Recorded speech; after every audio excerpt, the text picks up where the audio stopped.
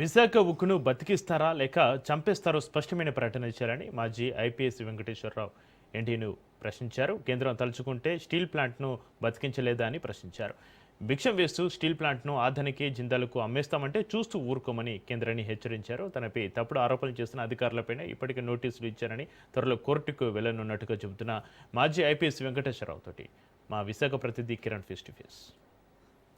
IAS officer ఏవి వెంకటేశ్వరరావు గారి విశాఖపట్నంలో ఏరువాక కార్యక్రమంతో ప్రజా సమస్యలపై గలం వినిపించేందుకు విశాఖపట్నం చేరుకున్నాం. దీనికి సంబంధించి మరింత సమాచారం అడిగి తెలుసుకున్నాం. సార్, ఈ ఏరువాక కార్యక్రమం కాన్సెప్ట్ ఏంటంటే?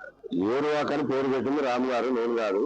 ముఖ్యంగా ఈ సమావేశం ఉద్దేశం ఏంటంటే విశాఖపట్నంలో చదువుకున్న వాళ్ళు, మేధావులు, ఆలోచన పరులు వాళ్ళతో కూర్చుని విశాఖపట్నం నగర సమస్యలు అలాగే ఉత్తరాంధ్ర సమస్యల గురించి డిస్కస్ చేయాలని అనుకున్నాం. మీడియాను ఉద్దేశించి మాట్లాడడం అనేది ముఖ్యమైన కార్యక్రమం కాదు. కాబట్టి మీరు వెళ్ళిపోయిన తర్వాత కూడా ఇంకా మళ్ళీ మేము కూర్చుని సమస్యల గురించి రాత్రి నుంచి మాట్లాడుతున్నాం, ఇంకా కంటిన్యూ చేస్తాం. కార్యాచరణ అనేది మళ్ళీ తర్వాత నిర్ణయం చేసుకుని మీకు ప్రకటిస్తాం. యాక్చువల్గా ఏదైతే కూటమి అధికారంలోకి ఉన్నట్టు పెద్ద ఎత్తున ఎందాక మీరు చెప్పారు, స్టీల్ ప్లాంట్ అన్యాయానికి గురవుతుందని చెప్పి 11,500 కోట్లు ఇచ్చామని చెప్పి కేంద్రం అనౌన్స్ చేసిన లాస్ట్ ఇయర్ లో. ఇప్పుడు తాజాగా మరో 800 కోట్లు ఇవ్వబోతూ ఉంది. మరి ఎందుకు మీరు ఈ ఆరోపణ చేస్తారు? 8,000 కోట్లు ఇస్తామంటున్నారు. మీరు 11,000 కోట్లు ఇచ్చారా, 8,000 కోట్లు ఇచ్చారా అనేది ఇక్కడ ఇంపార్టెంట్ కాదు. స్టీల్ ప్లాంట్ ని దీర్ఘకాలికంగా లాంగ్ టర్మ్ లో బతికించుతారా, చంపేస్తారా?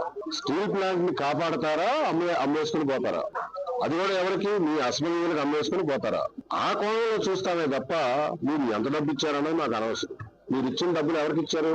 బ్యాంకులు కట్టడానికి ఇచ్చారు. మీ బ్యాంకులకి అప్పులుగా కట్టడానికి మీ డబ్బులు మళ్ళీ స్టీల్ ప్లాంట్ ద్వారా ఇప్పించారు. అంతే తప్ప స్టీల్ ప్లాంట్ బతికిస్తున్నారా లేదా?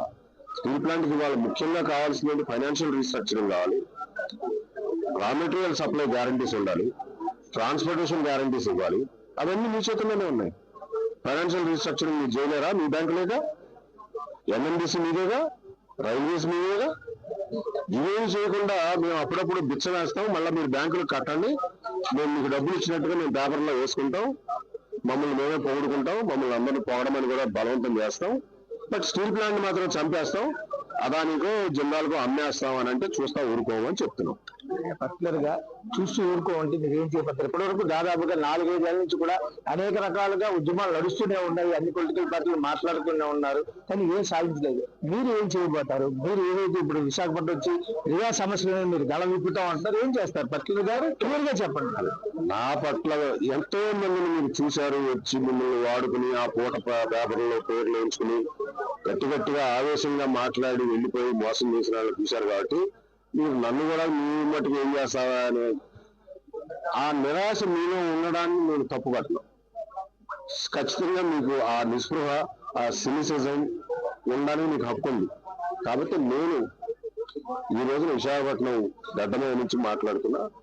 విశాఖ ఉక్కు ఒక కమర్షియల్ వెంచర్ కాదు మనకి, అది మన సొంత కంపెనీ, మన సొంత బిడ్డ లాంటి కంపెనీ. ఆంధ్రప్రదేశ్కి ప్రైడ్, గర్వకారణం. ఆంధ్రప్రదేశ్ కున్న ఒకే ఒక బ్రాండ్ విశాఖ స్టీల్.